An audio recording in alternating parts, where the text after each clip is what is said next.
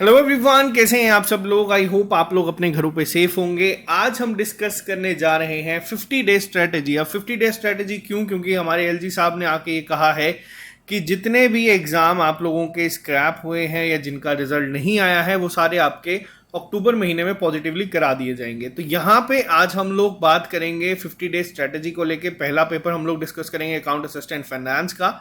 अगला लेक्चर जो आपको मिलेगा वो होगा जेकेपीएसआई के रिलेटेड। और आज ही एक ट्वीट आया है यहाँ पे, आज ही एक न्यूज़पेपर में आया है कि एलजी साहब ने ये कहा है कि 5 से 6 महीने में सारे पुराने एग्जाम, फिर उसमें आपके वीएलडब्ल्यू हो, आपके एसआई फाइनेंस हो, पटवारी, इलेक्शन असिस्टेंट, स्टॉक असिस्टेंट, तो ये मान के चलिए कि मार्च तक सब हो जाएंगे। तो पॉजिटिव चीज़ों को देखते हुए, पॉजिटिव अप्रोच के साथ फिर से एक नई चीज़ को हम लोग शुरुआत करेंगे। तो जो लोग ये चैनल पहली बार देख रहे हैं, आप इस चैनल को सब्सक्राइब कर सकते हैं। जिन लोगों ने पहले कभी नहीं देखा, आप लोगों को बता दूं कि ट्रिपल एस का मतलब है स्टडी प्लान, स्ट्रेटेजी और सक्सेस। बहुत सारे बच्चे हमारे साथ पहले भी जुड़े थे, जिन लोगों ने तैयारी करी थी, जिन लोगों ने स्ट्रेटेजी को भी फॉलो किया था, जिन लोगों को सक्सेस भी मिली थी, लेकिन किसी रीजन की वजह से वो चीज़ें उनको एंड में फाइनल रिजल्ट नहीं दे पाई। फिर वो स्कैम है या जो भी चीज़ें हैं, सीबीआई आई होप हर एक कल्प्रिट को सामने लेके आएगी और आप लोगों को ये सामने हर एक चीज़ आएगी। अब यहाँ पे बात करेंगे दो तरीके से। पहली चीज़ देखो, मैं आपको बताऊंगा 50 दिन का टाइम कम है लेकिन सफिशिएंट है। अगर आप लोग इसकी तैयारी पहले कर चुके हैं, आप लोग इसमें अच्छा कर सकते हैं। दूसरी चीज़, स्टडी प्लान हमारा पहला ऐसा होता है जिसमें हम लोग आपको पढ़ाते हैं। हम लोगों ने अप्रोक्सीमेट 1000+ लेक्चर्स इसी एक पर्टिकुलर एग्जाम के हर एक कंपोनेंट, फिर वो इकोनॉमिक्स हो, स्टैटिस्टिक्स हो, कंप्यूटर हो, मैथ हो, अकाउंटेंसी हो, जीके हो, अपलोड किया हुआ है। आप लोगों को हमारी प्लेलिस्ट में हर एक चीज़ मिल जाएगी। मैंने आपको कहा था कि इसका कोई भी क्रैश कोर्स हमारे एंड से नहीं आएगा। रीज़न क्या है? जो 2 साल की हमारी मेहनत है, हम उसको 50 दिन में नहीं करवा सकते। ये मैं आपको ओपनली कह रहा हूँ यहाँ पे, और मुझे नहीं लगता कोई और यहाँ पे इस चीज़ को एडमिट करेगा। मैं यहाँ पे कह रहा हूँ कि 2 साल की जो मेहनत आप लोगों की भी है, अगर आपको लगता है कि कोई 50 दिन करके उसको कवर कर लेगा, तो ये बहुत मुश्किल है। और एग्जाम जल्दी होना एक बहुत अच्छा साइन है आप लोगों के लिए। दूसरी चीज क्या है, आज हम बात करेंगे स्ट्रेटेजी के ऊपर। स्ट्रेटेजी किस हिसाब से हम लोग फॉलो करेंगे, जो हमारे साथ बच्चे जुड़े हैं वो किस तरीके से करेंगे। जो बच्चे हमारे जख्मी शेर है, जिनको मैं फिलहाल पंचायत अकाउंट असिस्टेंट में जो कुछ नंबर से रह गए थे उनको कहता था, लेकिन जो बच्चे अब सिलेक्शन लिस्ट में आने के बाद जो भी पिछले 45 से 50 डेज के बीच में हुआ है, वो लोग भी जख्मी शेर है। और मैंने हमेशा कहा है कि जख्मी शेर हमेशा ज्यादा खतरनाक होता है। तो यहाँ पे अब 2 चीजें बात करेंगे, लेकिन वीडियो शुरू करने से पहले मैं यहाँ पे आपको बता दूं, इस समय जो स्टूडेंट्स हैं हम उनको 3 कैटेगरीज में डिवाइड कर रहे हैं। एक जो कि सिलेक्शन लिस्ट में थे, यानी कि मान लीजिए जिनके 95+ मार्क्स थे, अपनी मेहनत से थे। दूसरे बच्चे जो कि 75 to 95 में थे, ये मैं एक जर्नल कैटेगराइजेशन कर रहा हूँ, डिस्क्रिमिनेशन नहीं है ये। और कुछ बच्चे जो कि बिलो 75 थे। ठीक है, मैं आपके साथ यहाँ पे तीनों को अलग अलग स्ट्रेटेजी डिस्कस करूंगा, तो थोड़ा ध्यान से समझना, थोड़ा ध्यान से कोशिश करना चीज़ों को फॉलो करने के लिए। पहली चीज़, जो बच्चे 95+ थे, अगर आप लोग चाहते हैं कि आप लोग वापस से लिस्ट में आए, तो आपका पहला काम क्या होना चाहिए? वो होना चाहिए फोकस। आप लोगों के दिमाग में, अब देखो, कोई अगर एक बार किसी चीज को जीत लेता है, जरूरी नहीं है, ये भी मैं आपको कहता हूं कि वो हर बार जीते, लेकिन अगर कोई एक बार किसी चीज को जीत लेता है तो उसके अंदर इतना कॉन्फिडेंस आ जाता है कि हाँ, मैंने ये चीज करी थी, मैं इसको दोबारा कर सकता हूं। बट कॉन्फिडेंस और ओवर कॉन्फिडेंस के बीच में बहुत ही एक हल्की सी लाइन होती है जो कि कई बार दिखती नहीं है। कई बार इंसान इस अप्रोच में रहता है, इस सोच में रहता है कि भाई मैंने पहले किया था, मैं इस बार भी करूंगा। तो ध्यान रखना, यहां पे ये चीजें कई बार आपको ले डूबती है। फोकस करना बहुत जरूरी है, अपने ऊपर फोकस करना है। ये फोकस नहीं करना कि यार इसको चांस मिला है या ये कर लेगा, वो कर लेगा, ये नहीं होता, ये कोई भी लॉजिक नहीं होता। आपको मैं हर एक तीनों को अगर मैं बात करूं, तो आप तीनों सिर्फ एक ही इंसान को इंप्रूव कर सकते हो।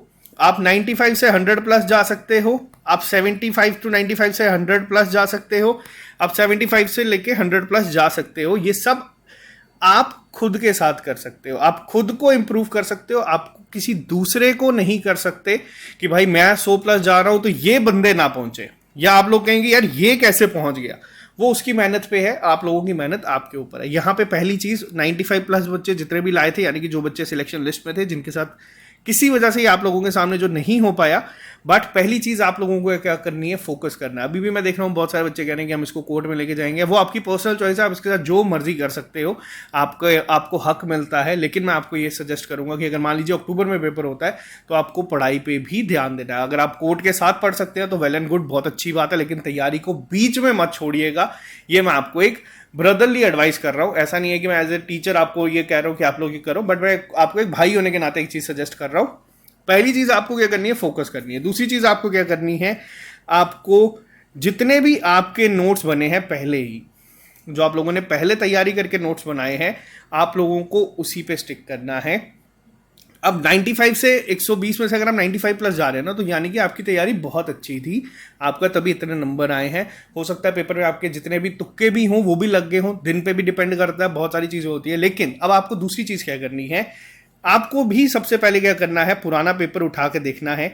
आपको देखना है कि किस सेक्शन में आपको थोड़ी सी कमी आई, क्योंकि मैं बहुत सारे बच्चों को मिला हूं जिनके 94, 95, 96, 97, 98 नंबर थे, और कुछ कुछ सेक्शंस में उन्होंने सिर्फ 2, 3, 1 स्कोर किया है। अगर वो उसमें अच्छा स्कोर करते तो वो 100 प्लस जा सकते थे।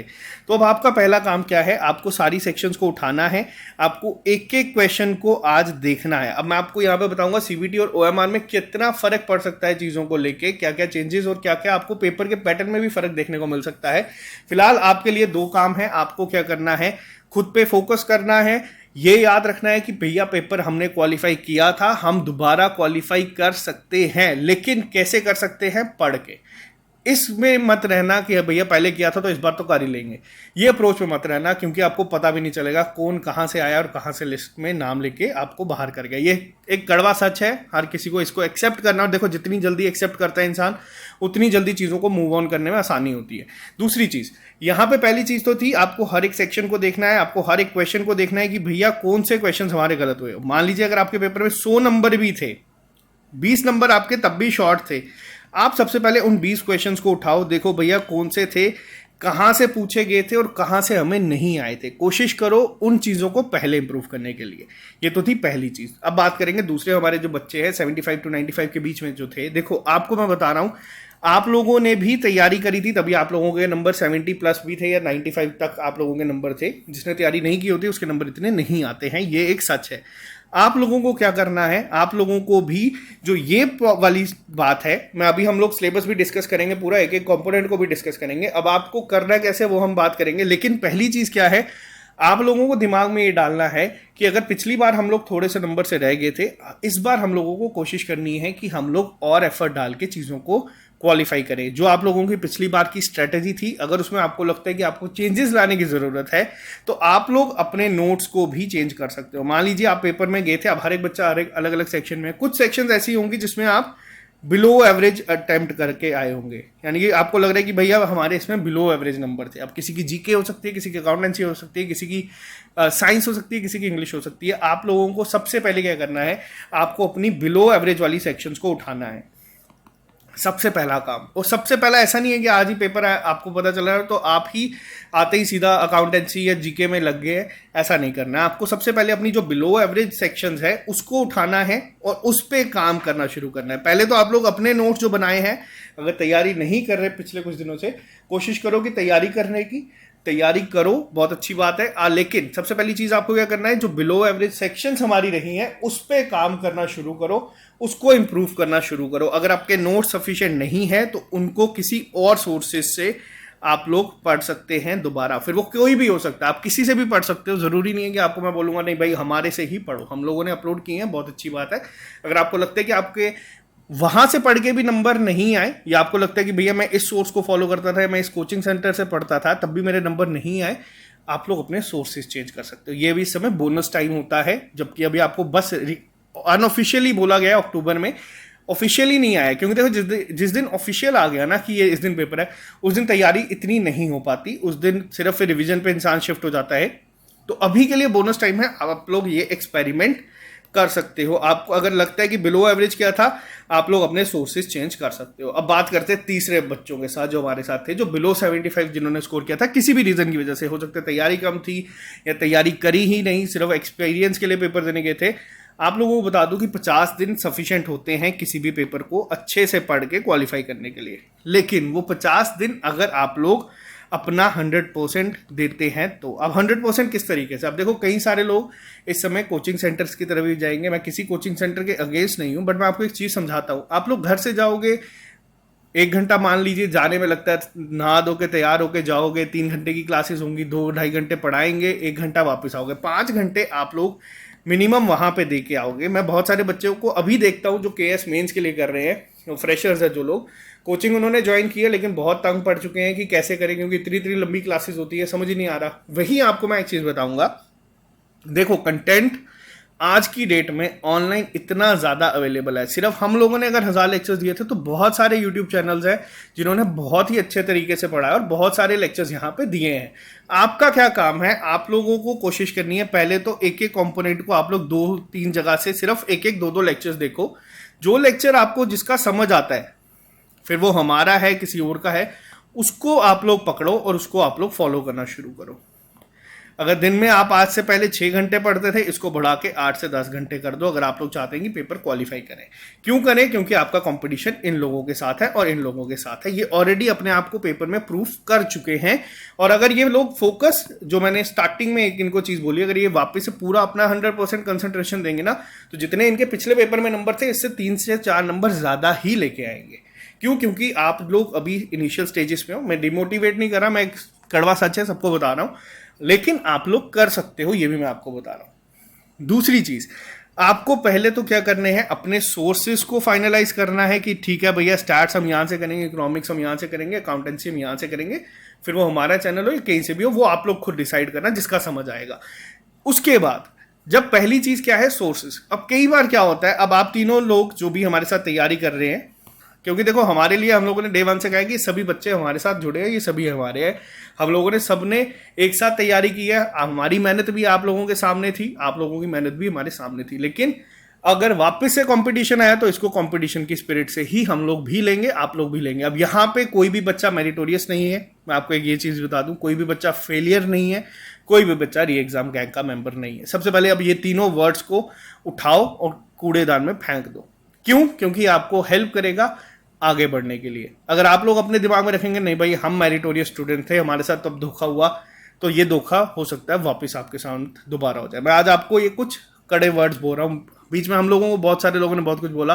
देखो इंटेंशन हमारी भी आपके सामने, आपकी भी हमारे सामने है, मेहनत आपकी भी हमारे सामने थी, हमारी भी आपके सामने होगी। अब दूसरी चीज क्या करनी है मैं आपको बताता हूँ। देखो दूसरी चीज आती है यहाँ पे अब स्ट्रेटेजी। स्ट्रेटेजी यानी कि हमारा जो दूसरा ऐसे SSS का, उसके ऊपर हम बात करेंगे, लेकिन पहले एक बार सिलेबस को देख लेते हैं, उसके बाद हम लोग आएंगे एक और पॉइंट पे। अब सिलेबस पे आ जाते हैं एक बार जल्दी से। यहाँ पे अब आपके सामने था ये सिलेबस, ठीक है। 120 नंबर का पेपर था, 2 सेक्शन 30-30 नंबर की थी और बाकी 6 सेक्शन आपकी थी 10-10 नंबर की। पिछले पेपर में हम लोगों ने एक चीज देखा था क्या, कि हर एक सेक्शन जो है वो बहुत इंपॉर्टेंट है। आप लोग किसी भी सेक्शन को इग्नोर नहीं कर सकते। अगर इग्नोर करोगे तो कट ऑफ जितना जाता है आप लोग वहां तक पहुंच ही नहीं पाओगे। अगर मैं एक जर्नल ओवरव्यू दे दूं, मान लो जो बच्चों ने जीके में 25, अकाउंटेंसी में 25 नंबर लाए थे और बाकी हर एक सेक्शन में 8 नंबर लाए थे, 8 6 48 और 50, वो बच्चा क्वालिफाई कर रहा है। तो यहाँ पे आप लोग देख सकते हैं कि किस लेवल पे ये कंपटीशन जा रहा है। लेकिन बीच में कुछ बच्चे स्कैम से भी थे या जो भी थे, वो तो चलो सीबीआई बताएगा जब भी उनकी इन्वेस्टिगेशन हो जाएगी। अब आपके ऊपर बात करते हैं यहाँ पे। सबसे पहली चीज अगर हम बात करें जीके सेक्शन को लेके, देखो जीके सेक्शन अभी तक जेके एसएसबी के जितने भी पेपर हुए हैं ऑलमोस्ट सब में सेम थी। फिर आप लोग बच्चों ने अगर फाइनेंस के लिए तैयारी करी है, आपने एसआई फाइनेंस के लिए की है, जेकेपी एसआई के लिए करी है, या फिर किसी भी एग्जाम के लिए करी है, तो ये सब चीज़ें जो है ना ये सेम ही है, इसमें ज़्यादा डिफरेंस नहीं है। बट इसमें अब एक डिफरेंस आपको देखने को मिलेगा। मान लो अगर पेपर होता है सीबीटी, ठीक है, ओएमआर और सीबीटी में क्या एक डिफरेंस आता है वो भी हम डिस्कस करेंगे। अब ओएमआर में क्या होता है, ओएमआर में एक पेपर का सेट बनता है 120 मार्क्स का, ठीक है। उसमें जो आपका जैसे पहला कंपोनेंट है करंट इवेंट्स, इसमें क्या करते हैं, जो बहुत ही एक हाईलाइटेड न्यूज होती है ना उसको उठा लेते हैं और उसको डाल देते हैं। ज्यादा से ज्यादा मान लो 4 से 5 क्वेश्चन पिछली बार थे, जे के बेस ज्यादातर आप लोगों को देखने को मिले थे पिछले पेपर में। मैं साथ साथ करूंगा। अब देखो होता क्या है, मान लो अगर सीबीटी की हमारी 10 शिफ्ट आती हैं, इनको बनाने हैं 1200 क्वेश्चन, ठीक है। अब जैसे हम लोग ही अगर मान लो 20 टेस्ट आपको बोल रहे हैं, उसमें हम लोग बनाएंगे 2400 क्वेश्चन। एक चीज का ध्यान रखना, इस बार करंट अफेयर्स एक बहुत इंपॉर्टेंट रोल प्ले करेगा। जब भी अब क्या होता है, देखो Indian culture, heritage, freedom struggle में ज्यादा से ज्यादा क्या ही क्वेश्चंस बन जाएंगे, 100 क्वेश्चंस यहां से आप लोग बना लोगे, लेकिन आपको जब शिफ्ट ज्यादा करनी है तो उसके बाद आपको चीजों को मैनेज करना पड़ता है। Current events, national importance, national international importance एक बहुत इंपॉर्टेंट रोल प्ले करेगा हर एक सीबीटी एग्जाम में, ये मैं आपको आज कह रहा हूं।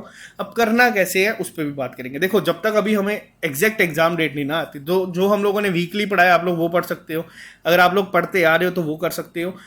जिस दिन भी आपकी एग्जाम डेट आएगी, मान लो अगर आपका पेपर अक्टूबर में ही होता है जिस तरीके से हमें कहा गया है, मैं आपको अपने इनसे बता रहा हूं कि मैं जनवरी टू अक्टूबर या फिर पिछले 6 महीने, क्योंकि हम लोगों ने देखा था 6 महीने पहले के करंट अफेयर्स आ रहे थे, या तो मैं आपको अप्रैल टू अक्टूबर जो भी चीजें होंगी करंट अफेयर्स की, फिर वो मिलिट्री एक्सरसाइजेज हो, क्योंकि इन पेपर्स में ही आपको जो बच्चे कह रहे थे ना कि मिलिट्री एक्सरसाइजेज वगैरह जेकेएसएसबी नहीं पूछता, वो ओएमआर में नहीं पूछता, लेकिन सीबीटी जो हम लोगों ने जूनियर असिस्टेंट वगैरह के देखे थे उसमें यही क्वेश्चंस आप लोगों ने देखे थे।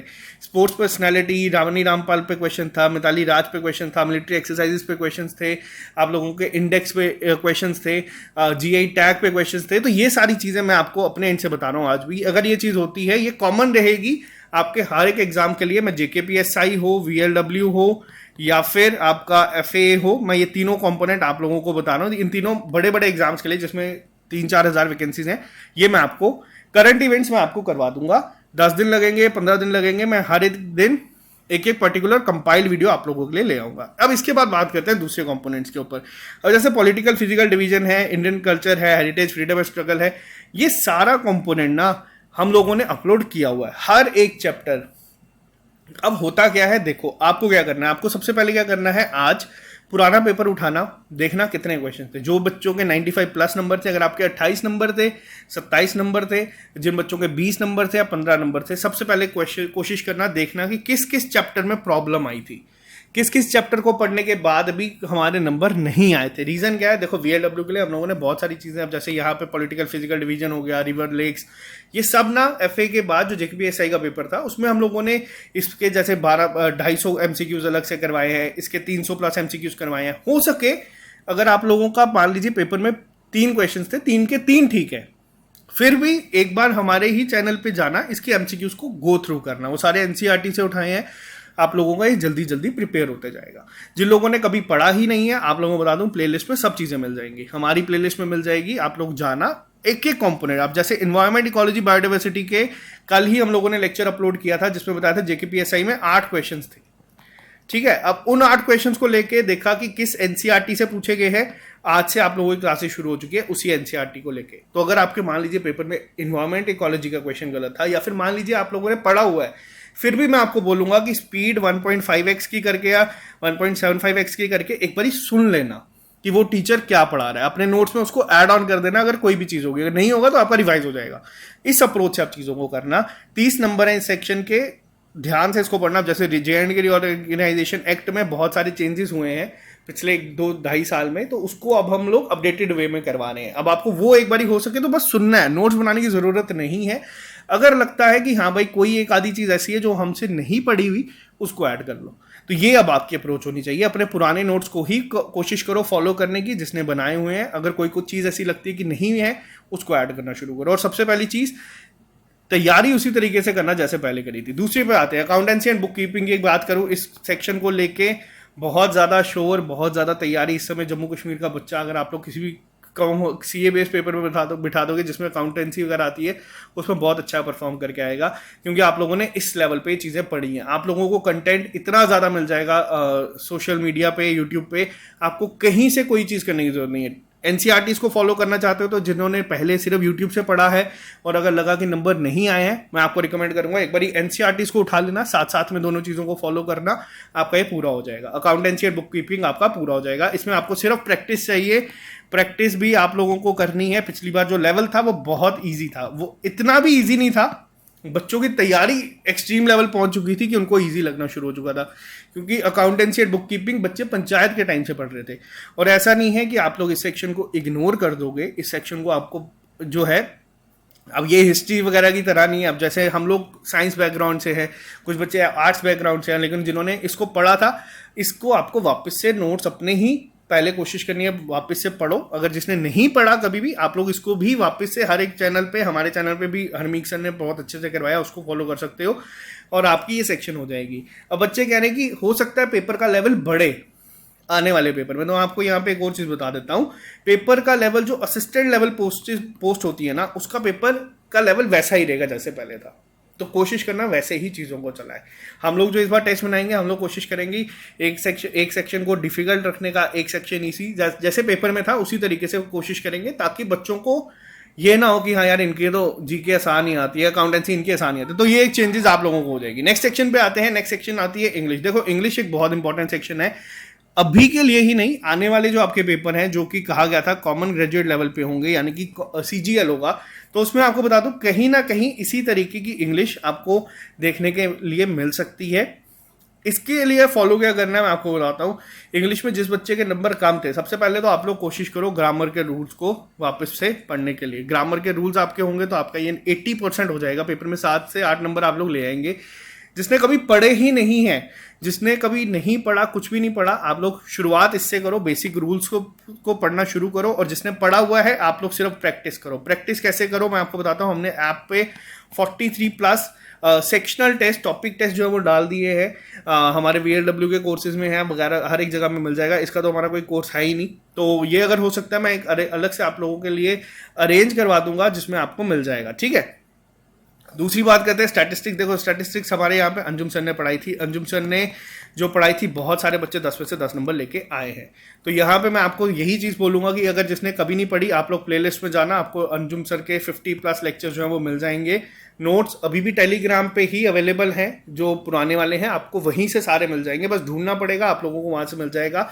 अगर हो सकेगा, अभी कंफर्म नहीं मैं कहता, हम इसको कंपाइल्ड वे में ऐप पे अपलोड कर देंगे फ्री ऑफ कॉस्ट। आप लोगों को एक पूरा फोल्डर मिल जाएगा जिसमें स्टैटिस्टिक्स होगी, आप उसको अपने हिसाब से एक सीक्वेंस में पढ़ते चलना। वैसे तो प्लेलिस्ट में भी है, आप लोग दोनों में से किसी भी तरीके से पढ़ सकते हो। मैथमेटिक्स की बात करूं, मैंने लास्ट टाइम भी बोला था बच्चों को, जिन लोगों ने मैथ को छोड़ दिया था, मैंने कहा था एटलीस्ट 5 नंबर का तो पढ़ के जाओ। जिन बच्चों ने पढ़ा है बहुत अच्छी बात है, जिसने नहीं पढ़ा, कुछ चैप्टर्स आप लोग यहाँ से सिलेक्ट कर सकते हैं जिससे आपको कि पेपर में नंबर मिल जाएंगे। तो आप उनको सिलेक्ट करो। Linear equation with two variable, ये सब क्वेश्चंस को आप करें। पिछली बार मैथ में 10 में से जो एवरेज स्कोर गया था वो 6 से 7 गया था, लेकिन जिन भी बच्चों की सिलेक्शन अगर कभी आप उनको पूछोगे तो उन सबका 8+ था, गलत क्वेश्चन एक आने के बावजूद भी। तो आपको कोशिश करनी है कि अगर आपका मैथ वीक था, मैथ वीक है, तो इसको इंप्रूव करो। ये एक बहुत इंपॉर्टेंट रोल प्ले करेगी सेक्शन आपका इस पेपर में। इकोनॉमिक्स की अगर बात करें, इकोनॉमिक्स का आपको हम लोगों ने सारे वीडियो लेक्चर्स जो है अपलोड किए हैं। इसके अलावा अंकुश मैम ने आपको MCQs पढ़ाए हैं।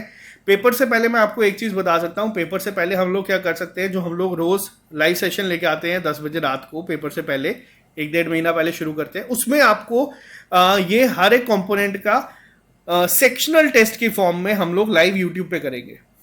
ठीक है, यानी कि 10 क्वेश्चन ही होंगे इकोनॉमिक्स के। उसमें आपको क्या होगा, 10 क्वेश्चन इन्हीं सिलेबस से होंगे। ये जो आपके सामने ये 10 कंपोनेंट, 12-13 कंपोनेंट है ना, इसी से उठाएंगे, इसी से ही आपको क्वेश्चंस बनाएंगे ताकि आपकी प्रैक्टिस हो जाए।